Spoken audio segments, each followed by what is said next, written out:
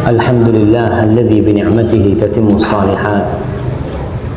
Segala puji bagi Allah Jalla Jalaluh yang karena nikmatnya kebaikan-kebaikan menjadi sempurna, yang karena rahmatnya niat-niat baik hamba dapat terlaksana. Allahumma salli wa sallim wa barik wa an'im ala abdika wa rasulika habibina wa nabiyina Muhammad. Ya Allah, semoga salawat dan salammu, semoga nikmat dan berkahmu senantiasa kau tambahkan untuk hamba kekasihmu Nabi kita Muhammad sallallahu alaihi wasallam, dan untuk keluarga beliau, untuk anak cucu beliau, untuk istri-istri beliau, dan untuk seluruh sahabat Nabi kita. Semoga salawat dan salam bersambung untuk mereka semuanya. Amma ba'd, ma'asyiral muslimin. Kalau tadi Bapak Haji Saiful menyampaikan saya diminta rutin ke Masjid Jami ini, kayaknya nggak pantas, karena di Surabaya ini banyak guru-guru senior saya di sini.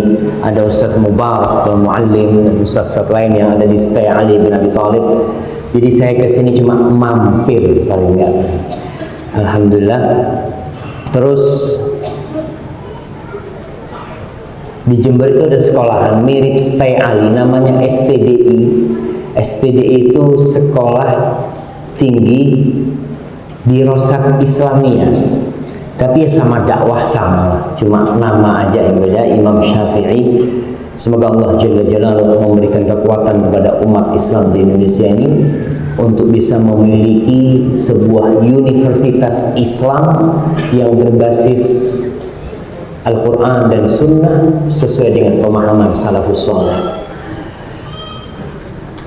Nuntut ilmu ini nggak kenal umur ya.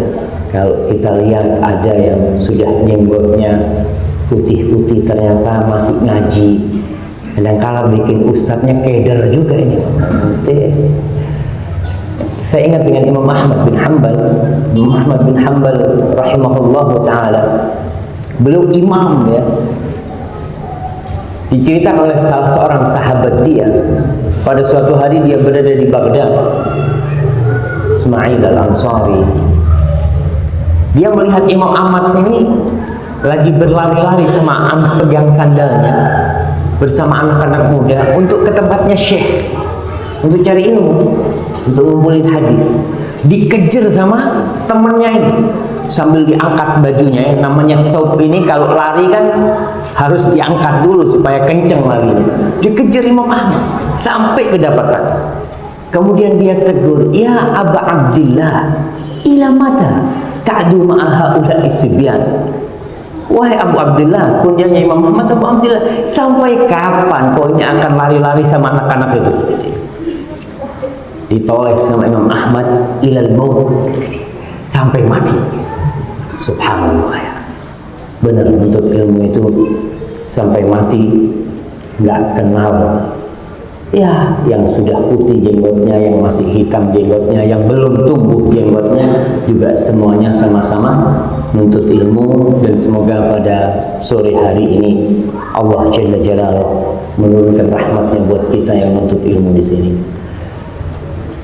Ma'asyiral muslimin, tema kita hari ini sebagaimana tadi disampaikan, sampai kapan aku begini? Sampai kapan gitu ya. Mungkin tema ini berkaitan dengan setiap diri muslim. Mau yang ustadz, mau yang penuntut ilmu, mau yang bukan. Sampai kapan kita mau begini? Kalau dalam urusan dunia jamaah, Masya Allah, kita ini selalu ingin lebih. Selalu kita ingin, umpamanya penghasilan kita sekarang ini 1 juta, kita selalu berpikir bagaimana dapat 2 juta kalau bisa. Nanti kalau bisa 3 juta. Yang sudah kaya raya masih berpikir bagaimana kita bisa tambah. Tapi dalam urusan agama, kadangkala 30 tahun hafalan Qur'annya qul huwallahu ahad, qul a'udzu birabbil falaq, qul a'udzu birabbin nas. 30 tahun nggak pernah berpikir mau nambah, nggak ada. Yang penting cukup kan sah sholatnya Ustaz. Tapi sampai kapan? Sampai kapan? Al-Hasan Al-Basri rahimahullahu ta'ala, ketika dia berhenti di firman Allah, la uqsimu bin nafsil lawwamah, di surat apa itu? Anda mau kasih hadiah mah? Al-Qiyamah, boleh lah anda kasih hadiah antum. Masya Allah, tapi yang kecil aja mah. Fadal. Nah, la uqsimu biyaumil qiyamah wa la uqsimu bin nafsil lawwamah. Allah Jalla Jalaluhu ketika bersumpah itu bebas-bebas saja. Dengan apa saja dia bersumpah. Mau bersumpah dengan mentari, mau bersumpah dengan langit, bumi, bersumpah dengan fajar, bersumpah dengan waktu asar, wal fajri, wal asri. Allah bebas karena dia sang pencipta. Tapi kita manusia kalau mau bersumpah tidak boleh kecuali bersumpah dengan nama Allah Jalla Jalaluhu. Kita makhluk, nggak boleh kita sumpah demi bapakku, demi mbahku, bahkan sumpah demi nabi pun kita nggak boleh. Kita bersumpah dengan nama Allah SWT. Tapi Allah bersumpah dengan makhluk-makhluk ciptaannya, dan itu hak milik Allah Jalla Jalaluhu. Allah bersumpah la uqsimu biyaumil qiyamah. Allah bersumpah dengan hari kiamat. Kemudian Allah bersumpah wala uqsimu bin nafsil lawwamah, dan aku bersumpah dengan jiwa yang suka mencela dirinya, jiwa yang senantiasa memberhentikan dirinya. Apa ya, kalau bahasanya guru itu mungkin nyetrap muridnya. Kalau telat disetrap. Ente kenapa kok telat? Tiap hari ente telat. Kemarin telat, sekarang telat. Kenapa? Allah bersumpah dengan jiwa yang selalu memberhentikan jiwanya dengan perbuatan-perbuatan. Katanya Hasan Basri mengatakan, la taqal mu'min illa yu'atib nafsahu. Tidak akan kau dapati seorang mukmin kecuali dia itu mencela dirinya. Seorang mukmin selalu mencela dirinya, walaupun sudah baik masih banyak yang belum baik. Mengatakan, madza aradtu bi kalimati. Subhanallah. Tadi kau ngomong itu maksudnya apa? Kenapa kau ngomong tadi? Madza aradtu bi aklati. Kau makan tadi buat apa tuh makanmu? Madza aradtu bi syurbati. Kau minum tadi itu buat apa minummu? Itu seorang mukmin selalu menghisap dirinya. Walaupun sudah banyak hafalan Qur'annya, walaupun sudah banyak amal solehnya, tapi dia tetap menghisap dirinya. Didudukkan di sidangnya sama diri dia sendiri. Itu seorang yang beriman. Tanda keimanan kita ketika kita berhenti dan menyidang diri kita sendiri tentang hari-hari yang telah berlalu. Wal ajiz yamdi quduman la yu'atib nafsahu. Orang-orang yang lemah, maka dia jalan aja tidak pernah bertanya sampai kapan aku begini. Tidak pernah. Ya sudah, anak seperti ini, anak seperti ini, ente maunya apa? Nggak ada dia berpikir bahwasanya sampai kapan aku begini? Kok seperti ini sampai kapan? Nunggu apa gitu untuk berubah?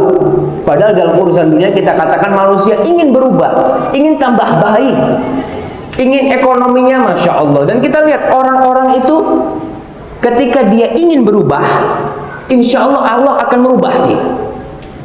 Innallaha la yughayyiru ma biqaumin hatta yughayyiru ma bi anfusihim. Allah tidak akan merubah kondisi kaum sampai mereka itu yang punya niat, punya usaha, punya upaya untuk merubah. Ada orang yang dari muda sampai tua, umpamanya dia jualan es cendol. Terus dia nggak ada, anak ya kayak gini lah, anak memang seperti ini udah warisan orang tua, anak akan lanjutkan, nggak masalah. Tapi ada orang yang berpikir, bagaimana sekarang anak punya 1 warung, nanti anak punya 2 warung, punya 3 warung, punya 5 cabang. Itu orang yang mikir gitu ya.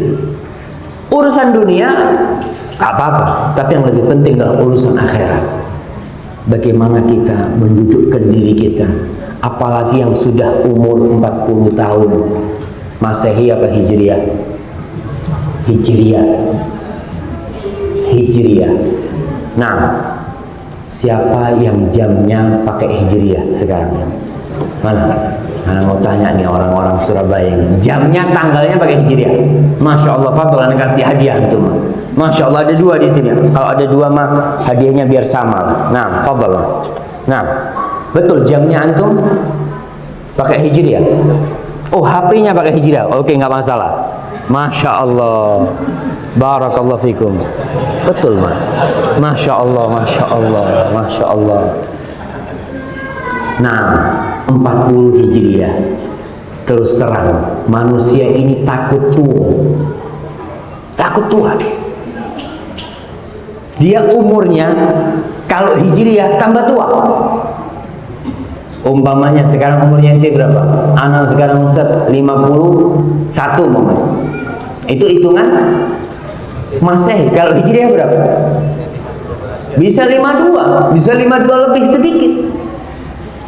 Maka orang kalau sudah umur 40 tahun, hatta idza balagha 40 sana, ketika manusia itu umur 40 tahun, hatta idza balagha ashuddahu wa balagha 40 sana, qala rabbi auzi'ni an ashkura ni'mataka allati an'amta 'alayya wa 'ala walidayya wa an a'mala salihan tardah wa aslih li fi dhurriyyati inni tubtu ilaika inni minal muslimin. Itu orang yang beriman ketika sampai masa kedewasaannya.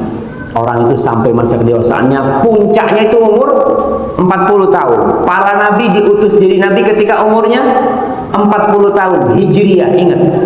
Artinya Hijriah ini Qamariyah ya, hitungannya bulan. Itu mereka 40 tahun, mereka berhenti mengingat umur yang sudah berlalu itu. Wis 40 ya. Maka dia berdoa, Rabbi auzi'ni an ashkur ni'mataka allati an'amta 'alayya wa ana walidayya.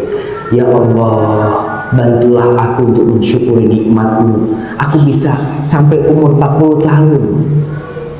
Dan nikmat yang Kau berikan kepada kedua orang tuaku. Kalau ingat dia umur 40 tahun dan ingat itu nikmat, insya Allah dia mukmin. Eling sih. Ya Allah, wis 40 ya. Jadi ada orang-orang yang mungkin dia meler, bandel. Tapi kalau sudah umur 40 tahun, kadang orang wis 40. Orang tua itu ngomong sampai 40. Mas sampai kapan ngomong kayak gini? Wa an a'mala salihan tardah, dan bantu aku ya Allah untuk beramal soleh. Mungkin selama ini belum bisa beramal soleh. Mungkin selama ini masih kelayapan kemana-mana. Kalau sudah 40 tahun, ingat ya Allah, bantu untuk aku untuk wa an a'mala salihan tardah.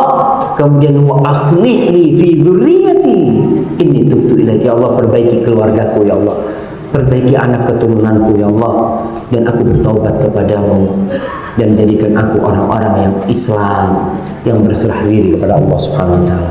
Maka para jamaah yang sudah umur 40 tahun, ya banyak-banyaklah mikir sekarang, kemana kira-kira 40 tahun yang lalu.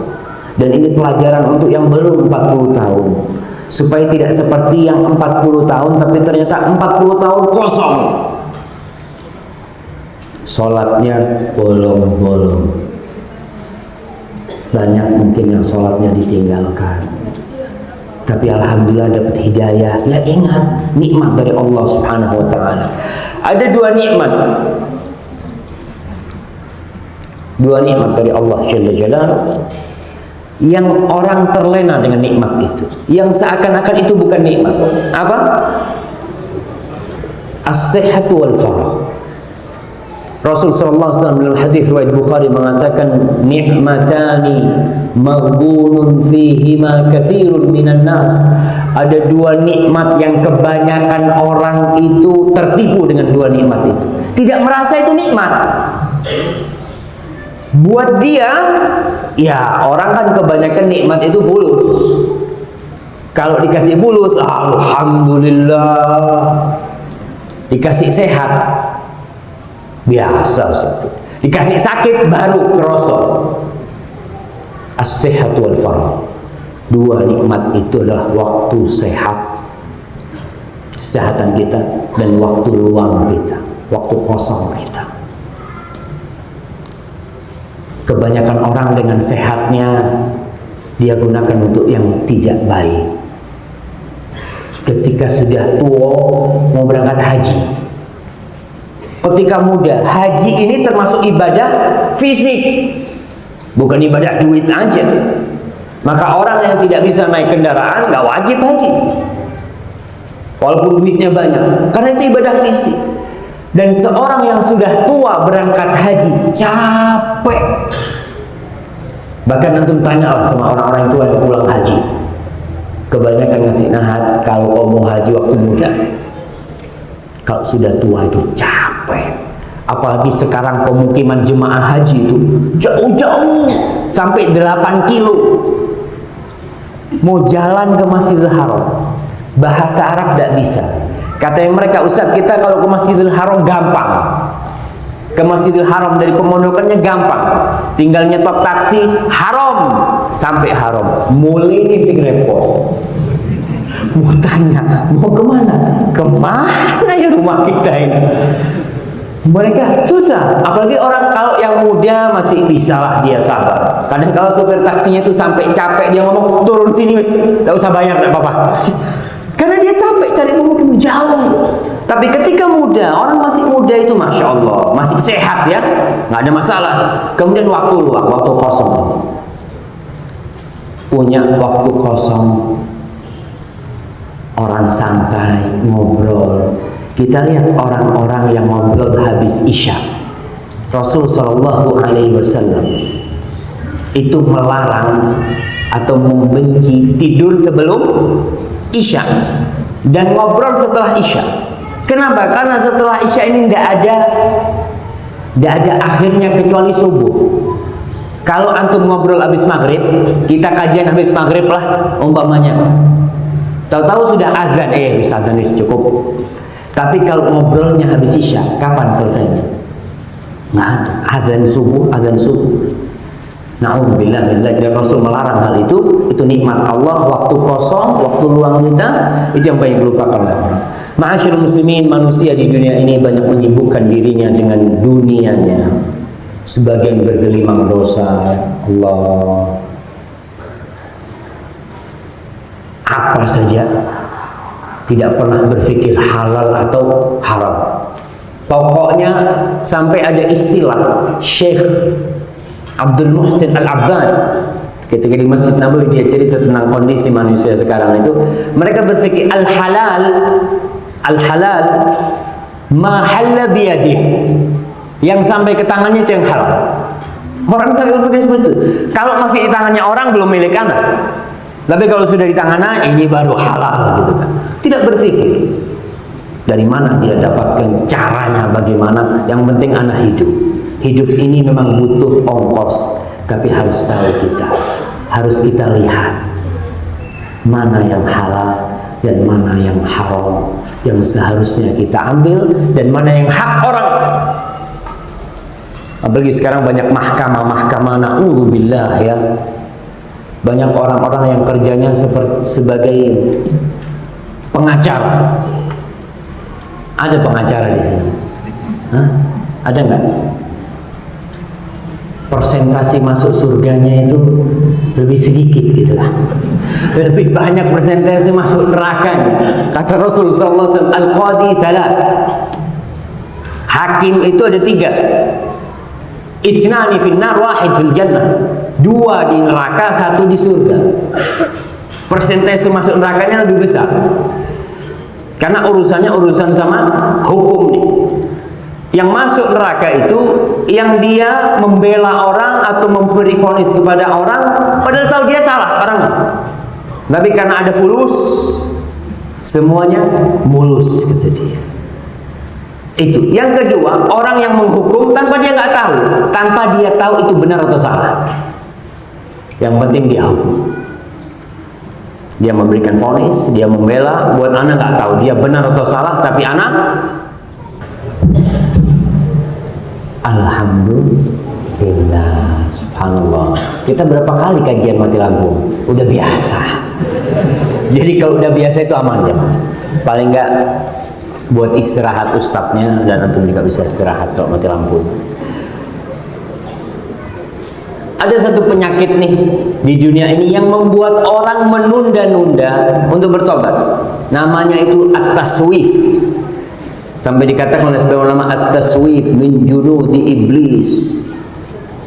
Menunda-nunda itu nanti itu termasuk tentaranya iblis. Iblis itu kadangkala tidak melarang kita bertobat, enggak. Ente jangan bertobat ya, ente terus bermaksiat. Dia selalu mendengungkan di telinga. Nggak tahu telinga antum. Kadangkala anak dengar tuh suara-suara itu.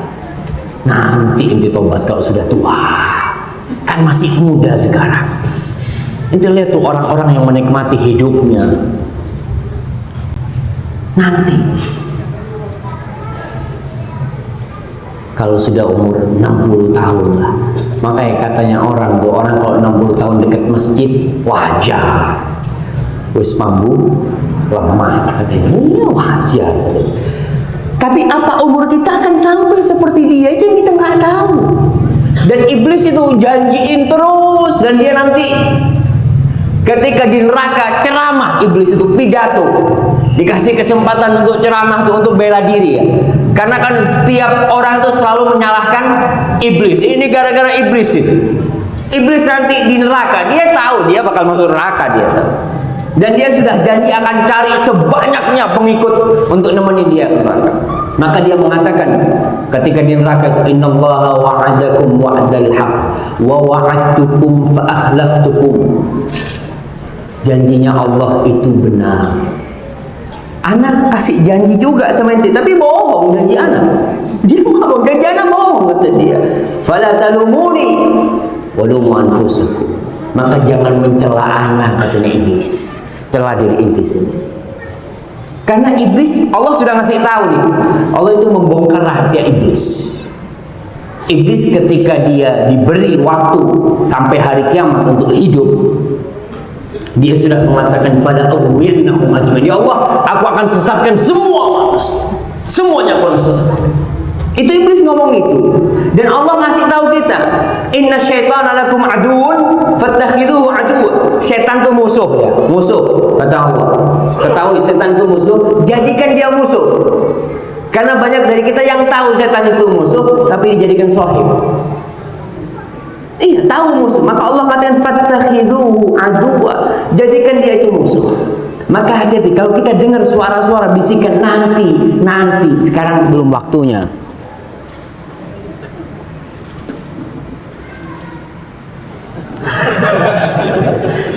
Ini bukan.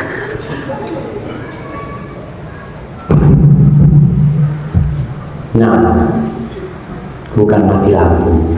Alhamdulillah.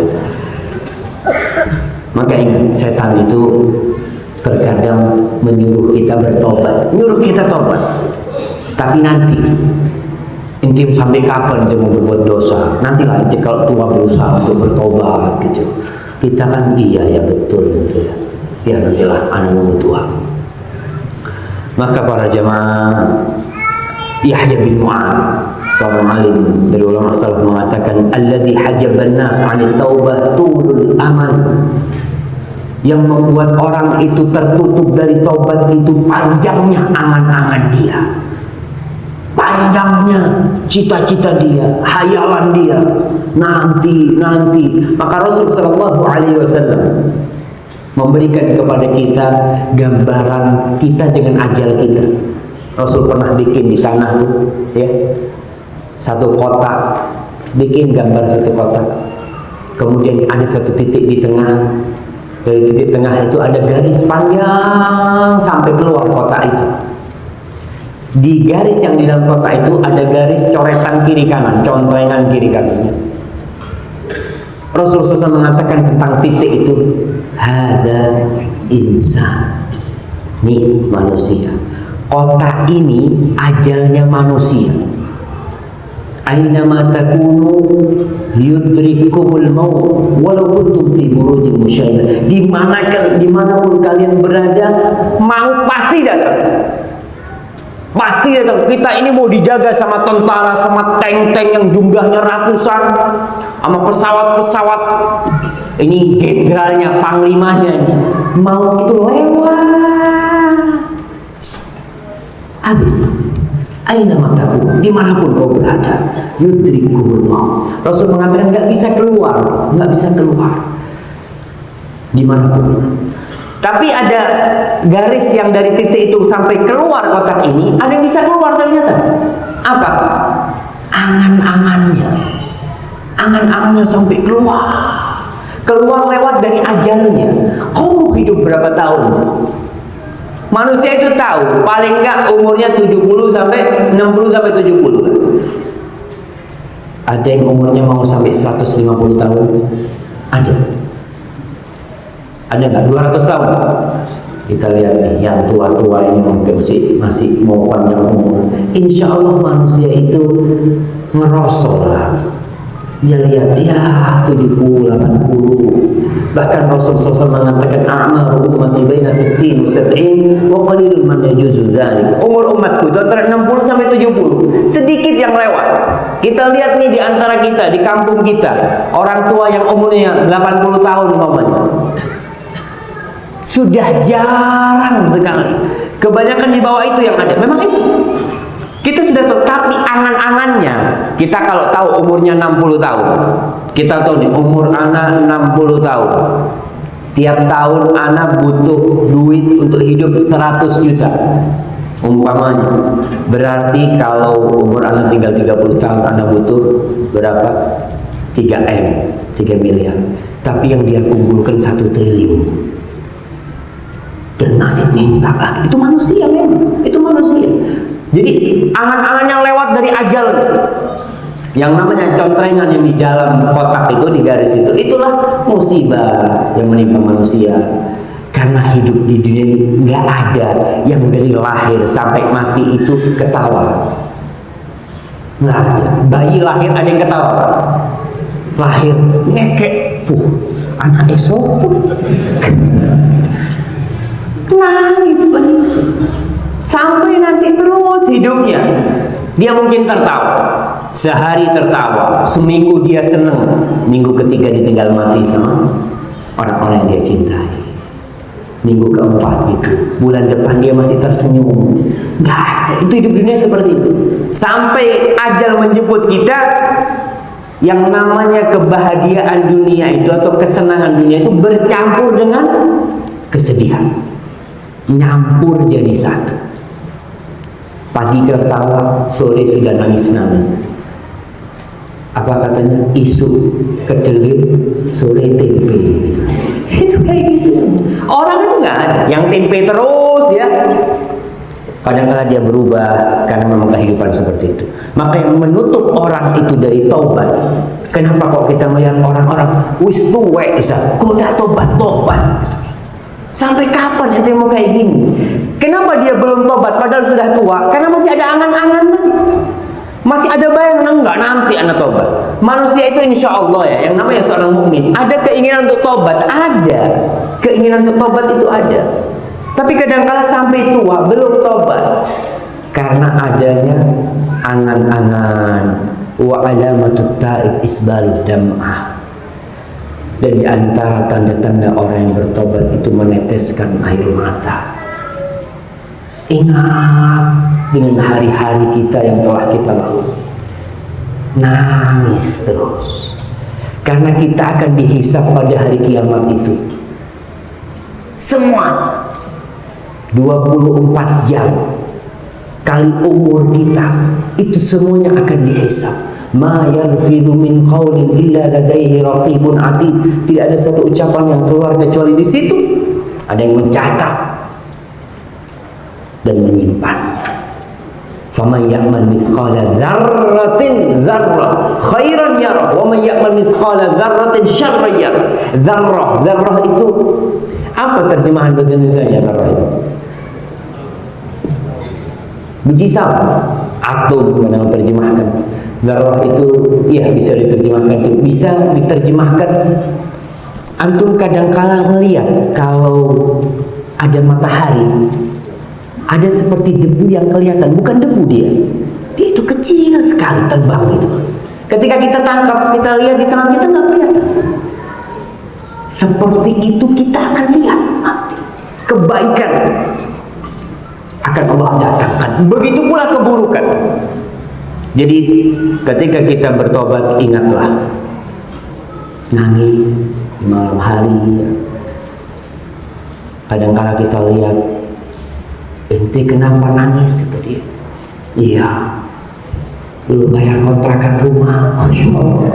Nangisnya urusan dunia, nggak pernah nangis urusan akhirat, itu nggak pernah. Maka Rasul SAW ketika menceritakan tentang 7 orang atau 7 jenis manusia yang akan mendapatkan naungan dari Allah, salah satunya warajulun dzakarallaha khaliyan fafadat 'ainah. Seseorang yang duduk sendirian, yang berdiam sendirian, dia mengingat Allah Jalla Jalaluh, ingat dengan kebesaran Allah, ingat dengan kekurangan dirinya, fafadat 'ainah. Ketika itu air matanya menangis. Bukan yang menangis karena ditinggal mati oleh anaknya, ditinggal mati oleh istrinya, oleh suaminya, tidak. Tapi karena ingat Allah Subhanahu wa ta'ala. Wa hubbul khalwah. Tanda-tanda orang yang taubat itu sering menyendiri. Iya, karena dia tahu sudah banyak waktu ana yang ana habiskan gak ada faedahnya. Isinya itu aduh, ngobrol kadang-kadang sana ke sini. Tapi kalau kesendirian, masya Allah, dia lebih suka. Karena di situ dia bisa berzikir kepada Allah Subhanahu wa ta'ala. Wal muhasabah lin nafsi 'inda kulli himmah, dan selalu menghisap nafsnya, jiwanya setiap punya keinginan. Lihat kalau itu benar enggak keinginanmu itu? Ikhlas enggak kau? Ketika kita sedekah ke masjid, umpamanya bantu orang, pulang tanya, kira-kira itu ditulis kebaikan apa enggak sama Allah ya? Kita perlu menghisap diri kita. Kira-kira yang ana berikan itu akan menyeret anak ke neraka atau tidak? Kenapa? Karena ternyata koreknya api neraka itu orang-orang soleh, jamaah. Koreknya api neraka yang digunakan pertama kali untuk menghidupkan api neraka. Dalam sebuah hadis riwayat Imam Muslim, Tirmidzi dan lainnya, Rasul sallallahu alaihi wasallam mengatakan awwalu man tus'ar bihin nar yaumal qiyamah salat. Ada 3 jenis manusia tuh yang digunakan jadi koreknya api neraka. Yang pertama, alimun wa qari'ul Qur'an. Koreknya api neraka yang pertama itu ustaz, kiai, guru ngaji, subhanallah, orang baik, ceramah kesana kesini, alhamdulillah, nasallallahu al-ikhlas. Fa'utiya biha, didatangkan orang ini untuk disidang. Fa'arrafahu alaihi ni'amahu fa'arrafaha. Allah tunjukkan kepada dia nikmat-nikmat yang pernah Allah berikan. Dia ngaku, iya itu nikmat semua kau berikan kepada aku. Kemudian Allah bertanya, fama amilta biha, kau gunakan untuk apa tuh nikmat? Apa kata orang ini?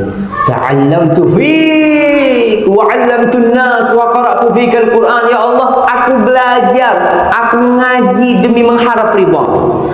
Aku nyantri, aku nuntut ilmu demi mengharap ridha-Mu ya Allah. Ketika aku sudah pintar, aku ngajar. Aku jadi ustaz, aku ceramah. Wa qara'tu fikal Qur'an, dan aku membaca Al-Qur'an untukmu ya Allah, untukmu. Kita ngomong lillahi ta'ala sekarang ini gampang. Antum datang, ustaz nih anak mau bantu buat masjid, lillahi ta'ala.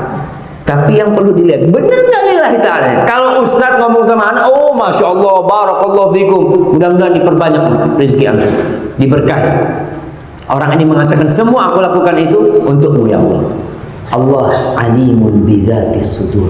Allah tahu dengan semua yang terbetik di hati kita, yang tidak pernah kita ucapkan dalam lidah kita, yang tidak pernah kita katakan kepada istri kita, yang tidak pernah kita ungkapkan kepada anak kita. Allah tahu dengan niat kita. Maka Allah mengatakan kepada orang yang kadzabta, bohong, dusta, innama ta'allamta liyuqala amin. Kau belajar supaya disebut orang alim. Wa qara'ta liyuqala qari. Kau baca Al-Quran supaya disebut nih orang yang bacaan Qurannya bagus, qari. Wa qad qil, kata Allah, itu sudah kau dapatkan di dunia. Orang-orang sudah memujimu, menyanjungmu sebagai sosok orang yang hebat, seorang alim ulama, seorang ustaz, seorang yang pandai membaca Al-Quran Al-Karim. Hari ini nggak dapat apa-apa. Maka fa'umira bihi thumma suhiba ala wajhihi thumma buriha finnar. Kemudian orang ini Allah perintahkan kepada malaikatnya untuk diseret di wajahnya dan dilemparkan ke dalam api neraka. Na'udzubillahi minan nar. Maka kita hisab diri kita, niat kita ini datang kajian apa sebenarnya. Yang kedua, syahid, orang yang mati di medan perang. Orang yang mati, yang tewas di medan perang, fa'utiyabi, didatangkan orang ini untuk disidang. Tapi Allah tanyakan pertama tentang nikmat-nikmat yang Allah berikan. Sama jawabnya dia. Dia ngakuin semua nikmatmu itu ya. Kemudian Allah bertanya, fama amilta biha, kau gunakan untuk apa nikmat itu? Apa kata orang ini? Qataltu fik hatta stushhidtu. Aku berjuang di jalanmu sampai aku tewas. Apa kata Allah? Kadzabta, bohong. Innama qatalta liyuqala jari. Kau berjuang supaya disebut pemberani, supaya disebut pembela kebenaran, supaya disebut pahlawan. Waqad qil, dan sudah kau dapatkan itu di dunia. Sudah kau dapatkan, maka di akhirat nggak dapat apa-apa, nggak dapat apa. Bahkan diperintahkan kepada malaikat Allah untuk menyeret dia dan dilemparkan dalam api neraka. Dan yang ketiga, jawab, orang yang dermawan. Orang yang dermawan ini masya Allah. Sama, Allah tanyakan tentang nikmat-nikmat yang telah Allah berikan kepada dia. Apa kata orang ini? Ma min sabilin, ketika ditanya fama amilta biha, kau gunakan untuk apa nikmat-nikmat itu? Apa kata orang ini? Ma min sabilin tuhibbu ayyun faqa fihi illa anfaqtu fihi. Ya Allah, tidak ada satu jalan kebajikanku yang kau suka hartamu dinafkahkan di sana, tidak ada satu jalan kebajikanku. Berarti semuanya, kecuali aku berinfak di sana untukmu ya Allah, untukmu, kata orang ini. Masjid dia bangun, madrasah dia dirikan, fakir miskin dia bantu, anak-anak yatim dia santuni. Pokoknya semua orang baik ini yang dalam kacamata masyarakat orang dermawan, orang mulia, dan dia mengatakan di depan Allah, aku melakukan itu karena engkau ya Allah. Apa kata Allah? Kadzabta, bohong. Innama anfaqta liyuqala jawad. Kau berinfak supaya disebut dermawan. Kau berinfak supaya disebut dermawan. Maka Allah perintahkan kepada malaikatnya, waqad qil, dan itu sudah kau dapatkan di dunia. Allah perintahkan kepada malaikatnya, jadi dilemparkan dalam api neraka. Na'udzubillahi min dzalik. Ma'asyiral muslimin, maka seorang yang mukmin itu yuhasib nafsah, sampai kebaikannya dia pun dia hisab. Aku ikhlas sendiri, kira-kira dapat pahala enggak aku melakukan hal itu? Qala Abu Bakar Al-Wasiti, Abu Bakar Al-Wasiti mengatakan rahimahullah, at-ta'anni fi kulli syai' hasan. At-ta'anni itu apa bahasa Indonesianya? Tidak tergesa-gesa. Apa? Pelan-pelan. Pelan-pelan dalam semua hal itu baik, tidak tergesa-gesa. Itu baik. Illa fi thalathi khisal, katanya kecuali di 3 hal. Katanya yang pertama, inda waktu sholat, waktunya sholat, jangan diundur-undur. Kan masih ada waktunya. Orang kadang-kala yang kerja, ya Allah, pulang kerja, nanti anak sholat di rumah aja. Ternyata sampai rumah sudah maghrib. Ya sudah maghrib lah, nggak sholat. Maka itu tidak baik menunda-nunda sholat. Segerakan sholat itu. Masuk waktu sholat, segerakan.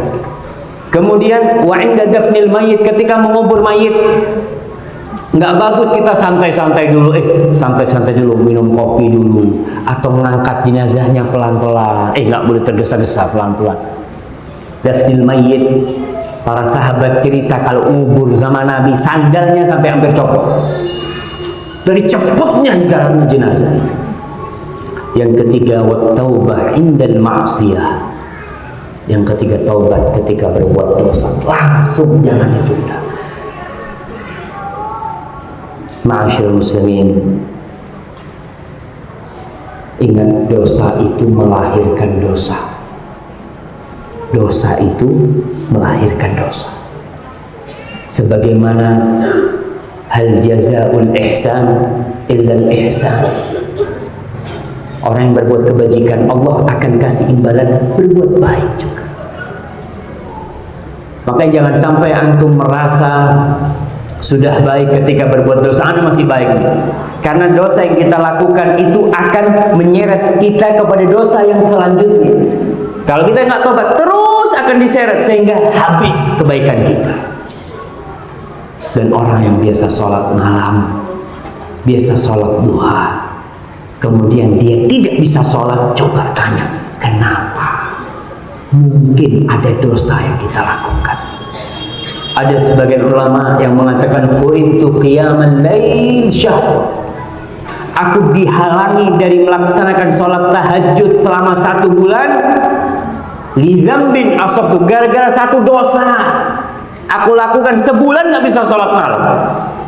Maka ketika antum melihat kebaikan antum kok kayaknya sudah mulai berkurang, yang biasanya sering datang pengajian kok udah mulai malas, yang biasanya baca Quran kok sekarang sudah nggak baca Quran.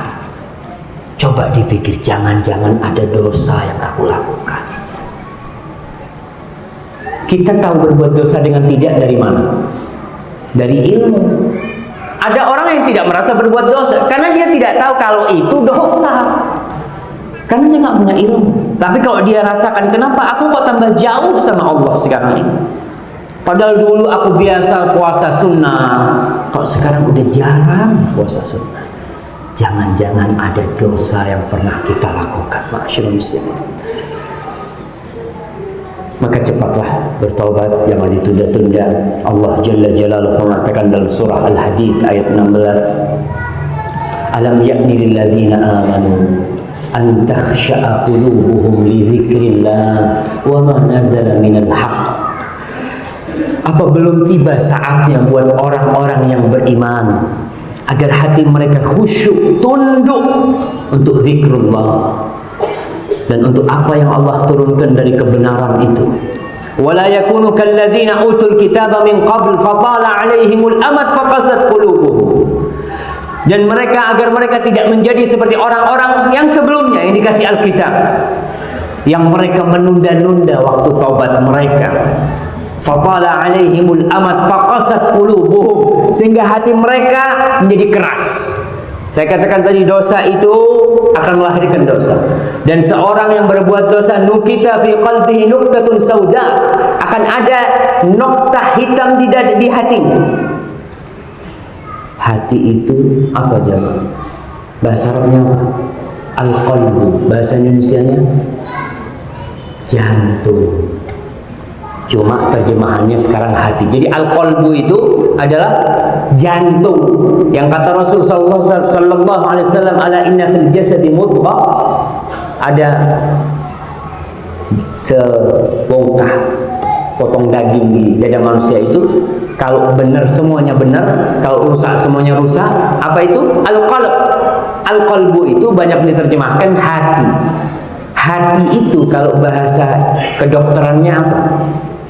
Liver, ya. Bukan liver, maksudnya jantung di sini. Tapi bahasanya akhirnya jadi hati. Orang kalau ngomong loro hati, apa pegang livernya? Mesti pegang dadanya. Karena dia tahu yang dimaksud dengan hati adalah jantung. Allah mengatakan faqasat qulubuhum. Hati orang-orang yang nunda-nunda masa tobatnya mereka, nggak segera kembali kepada Allah, hatinya jadi keras karena dosa itu tadi jadi titik hitam. Nukita fi qalbihi nukta sauda. Fa in taba wa naza wastaghfar suqila qalbuh. Tapi kalau dia ketika berbuat dosa, dia ingat dan dia kembali kepada Allah, kemudian dia tinggalkan dosa itu dan beristighfar, maka hatinya akan dibersihkan. Wa in wa in zada. Kalau bertambah dosanya, bertambah noktah hitam di hatinya, sampai keras hatinya. Orang kalau sudah hatinya keras, subhanallah, berbuat dosa itu jadi kebiasaan. Bahkan sebagian dia sudah, na'udzubillah, orang-orang yang biasa berzina, kemudian Allah kasih penyakit sama dia dan dia tidak bisa berzina, masih ada di hatinya keinginan untuk berzina. Bahkan mungkin dia nyuruh orang berzina, dia melihat, karena udah tertutup hati dia gara-gara dosa yang dia lakukan terus menerus tanpa dia pernah kembali. Faqasat qulubuhum wa katsirun minhum fasiqun. Akhirnya mereka menjadi orang-orang fasik, sudah, orang-orang yang tenggelam dalam dosa-dosa besar mereka. Maka ingat dengan firman Allah, ya ayyuhalladzina amanu tubu ilallahi taubatan nasuha. Wahai orang-orang yang beriman, kembalilah engkau kepada Allah, taubatlah kepada Allah dengan taubat yang benar. Ma'asyiral muslimin, Rasulullah SAW bersabda dalam hadis yang diriwayatkan oleh Al-Hakim dan Ibnu Abi Syaibah, dan hadis ini disahihkan oleh Syekh Albani rahimahullah, an Ibnu Abbas radhiyallahu taala anhu, dari Ibnu Abbas, pernah ada seseorang datang kepada Rasulullah SAW dan Rasul nasihat kepada dia. Apa nasihat Rasulullah SAW? Beliau mengatakan, iltanim khamsan qabla khamsin. Rasul mengatakan, tuh, ambillah 5 hal sebelum 5 hal itu datang. Peluang itu kau ambil sebelum nanti ada masa-masa yang kau tidak bisa mengambil peluang itu. Apa? Yang pertama, syababaka qabla harami, masa mudamu sebelum masa tua. Masa mudamu, banyak hal-hal yang ketika tua sudah tidak bisa diamalkan jamaah. Ketika sudah tua renta, mau ke masjid kakinya sudah sakit ya. Udah kena asam urat, kena macam-macam. Maka ketika masa mudamu manfaatkan sebelum masa tuamu datang. Wa sihataka qabla saqamik, masa sakit sehatmu sebelum masa sakitmu. Masa sehatmu sebelum masa sakitmu. Kita ketika sehat banyak-banyak beramal, karena kita nggak tahu kapan penyakit itu datang. Dan ketika penyakit datang kita sudah aman. Kenapa kita aman? Karena Rasul SAW bersabda dalam hadis yang sahih, beliau mengatakan, yuktabu lil ma'il abdil muslim, akan ditulis buat hamba yang beriman itu, idza kana musafiran aw maridan, ketika dia sakit atau musafir, apa yang biasa dia amalkan ketika sehat ditulis. Jadi ketika kita sakit, kita biasa sholat malam, kemudian kita nggak bisa sholat malam gara-gara penyakit kita, ditulis kita sholat malam, jangan, aman kita. Jadi orang yang masa mudanya biasa puasa sunnah Senin Kemis, ketika tua dia sudah sakit nggak bisa puasa Senin Kemis, dapat pahala dia Senin Kemis, dapat dia pahala Senin Kemis itu. Hadis ini diriwayatkan oleh Imam Bukhari dan Imam Ahmad. Maka kenapa Rasulullah SAW mengatakan manfaatkan 5 hal itu sebelum 5 hal, 5 peluang itu datang yang lainnya. Masa mudamu sebelum masa tua, kemudian masa sehatmu sebelum masa sakitmu. Wa ghinaka qabla faqri, masa kayamu sebelum kau miskin. Kalau ingin punya rumah di masjid, kalau ingin punya rumah di surga, ketika punya duit langsung nih, mumpung anak masih punya duit, bangun masjid. Ya Allah, alhamdulillah. Berangkat haji, jangan nanti, ya Allah anak sekarang miskin. Iya sekarang kau miskin, dulu waktu kau kaya. Kenapa kau tidak berangkat? Kita akan dihisab. Karena kewajiban haji itu liman istata'a ilaihi sabila, yang mampu. Bukan ketika nggak mampu untuk anak sekarang nggak mampu, sekarang tidak mampu, sekarang tidak wajib. Tapi kau pernah wajib dulu, pernah kewajiban itu ada padamu. Maka jangan nunggu bangkrut baru mau berbuat amal kebajikan. Jangan nunggu habis duitnya, jangan. Karena kita tidak tahu, dunia ini seperti roda yang berputar. Yang kemarin kaya bisa jadi besok miskin, yang sekarang miskin bisa jadi besok kaya. Kemudian wa faraghaka qabla syughlik, masa luangmu, masa kosongmu sebelum kau sibuk. Kalau sudah sibuk ya maaf, subhanallah. Nih, yang muda-muda yang menuntut ilmu sekarang manfaatkan. Karena nanti kalau sudah punya istri, kalau sudah punya anak, subhanallah.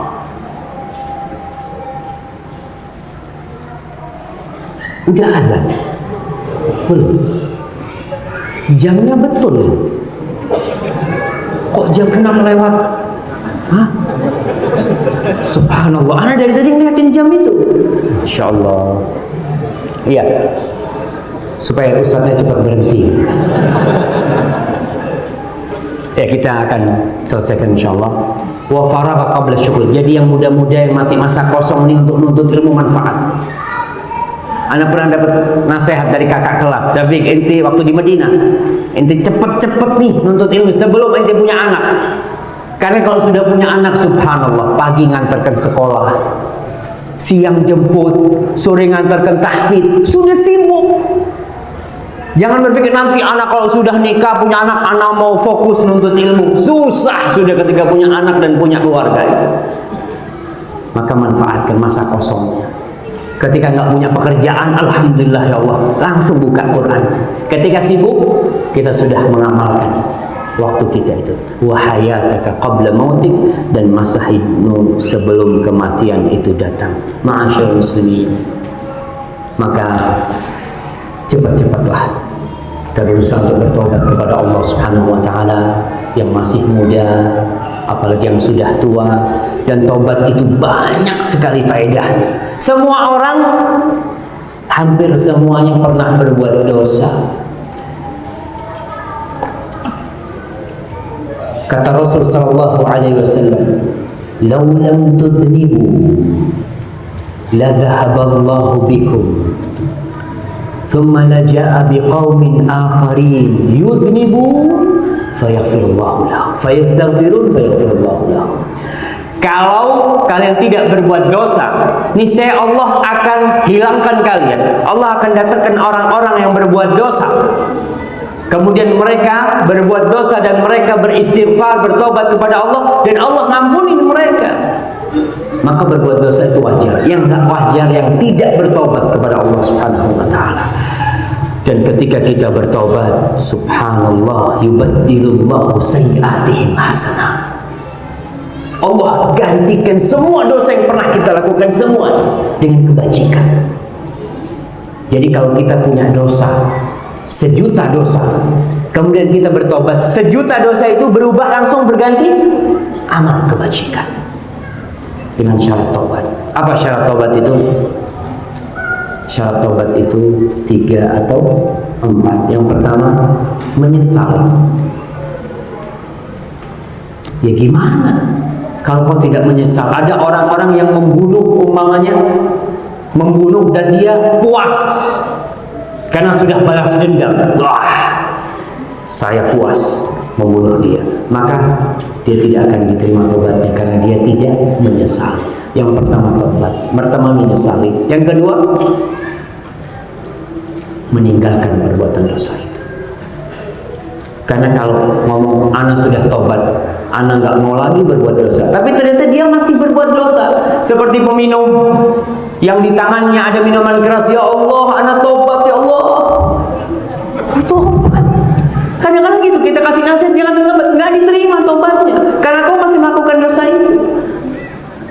Yang ketiga, syarat tobat itu berniat, berazam untuk tidak mengulangi.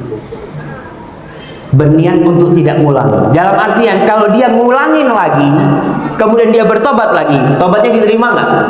Diterima, karena dia pada awalnya niat untuk tidak mengulangi. Dalam hati kecilnya enggak. Ada orang yang katakan, iya anak tobat, tapi kalau punya fulus nanti mikir-mikir lagi lah gimana gitu. Dia belum berniat, maka tobatnya itu tidak akan diterima. Dia meninggalkan dosa itu. Umpamanya dia minum, dia tinggalkan, dia nggak minum, dia menyesal. Tapi dalam hatinya dia masih ada keinginan untuk mengulangi. Maka tobatnya tidak akan terjadi. Jadi harus berazam, bertekad untuk tidak mengulangi. Itu yang berhubungan dengan manusia, yang berhubungan dengan Allah SWT.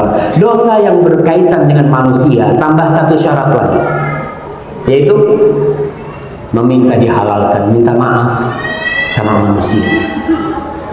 Kita kalau ngambil uangnya orang, kita harus kembalikan. Kita kalau menghina orang, ya kita harus minta maaf. Kita ribain orang, udah azan. Nah, jadi yang keempat itu yang berkaitan dengan hubungan manusia, maka kita harus memohon maaf kepada orang itu. Tapi gimana kalau kita umpamanya minta maaf, ana sudah jelek-jelekkan engkau, ribut Ustaz. Ya nggak perlu kita ngomong seperti itu. Kita paling nggak datang kepada anak minta maaf lah. Mungkin anak punya salah sama ente macam-macam, dan doakan dia. Mudah-mudahan doa kita itu akan menghapuskan dosa riba kita dengan syarat kita tidak mengulanginya kembali. Wallahu a'lam bishawab. Mungkin itu yang bisa kita kaji pada kesempatan kali ini. Semoga bermanfaat buat yang menyampaikan dan buat yang hadir di sini. Mudah-mudahan kita bisa mengajak yang lainnya untuk bertobat dan mendekatkan diri kepada Allah Subhanahu wa taala. Apabila yang saya sampaikan benar itu dari Allah Subhanahu wa taala, kalau ada yang salah itu dari diri saya sendiri. Allah dan Rasulnya terbebaskan dari kesalahan itu. Sallallahu ala nabiyina Muhammad wa ala alihi wasallam. Wassalamualaikum warahmatullahi wabarakatuh.